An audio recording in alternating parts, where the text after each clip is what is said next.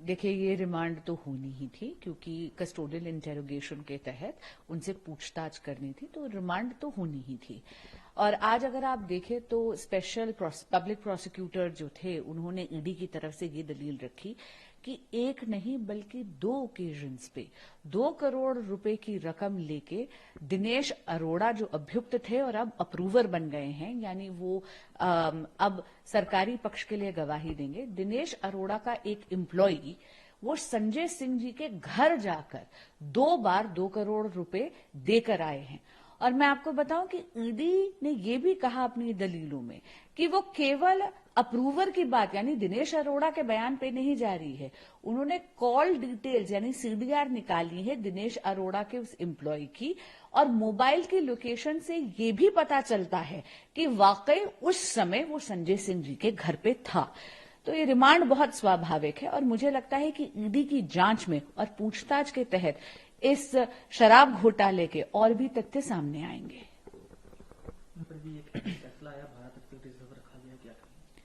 जी, अभी कोई फैसला नहीं आया। सुप्रीम कोर्ट ने आज सवाल पूछे हैं और सरकारी वकीलों से सवाल पूछे। ये बहुत स्वाभाविक सी बात है कि कोर्ट हमेशा दलीलों के दौरान सवाल पूछती है। अब 12 अक्टूबर को इन सवालों का जवाब ईडी के लॉयर यानी honourable additional solicitor general SV Raju देंगे।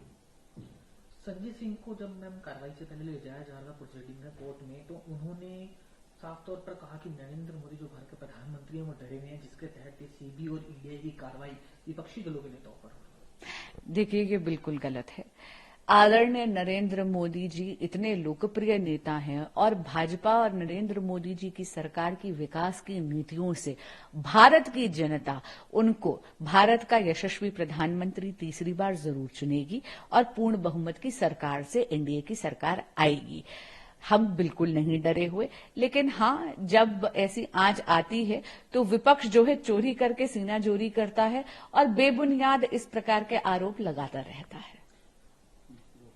मैम, मुख्यमंत्री अरविंद केजरीवाल सामने आया, संजय सिंह के बारे में उन्होंने कहा कि झूठे मुकदमे लगाए जा रहे हैं, झूठे केसेस लगाए जा रहे हैं, एजेंसीज का टाइम वेस्ट हो रहा है। जी, ये बिल्कुल गलत है। जांच एजेंसियां अपना काम कर रही हैं और जिस तरीके की एविडेंस सामने आ रही है कि दिनेश अरोड़ा के एम्प्लॉई 2 करोड़ रुपए 2 बार संजय सिंह जी के घर लेके गए, या संजय सिंह जी ने ये सारी की सारी मीटिंगें करवाई अरविंद केजरीवाल जी या मनीष सिसोदिया जी के साथ दिनेश अरोड़ा की, ये बहुत संगीन बातें हैं और इनमें जांच जरूरी है। तो आदरणीय केजरीवाल जी का ये कहना कि टाइम वेस्ट हो रहा है, ये सरासर गलत है।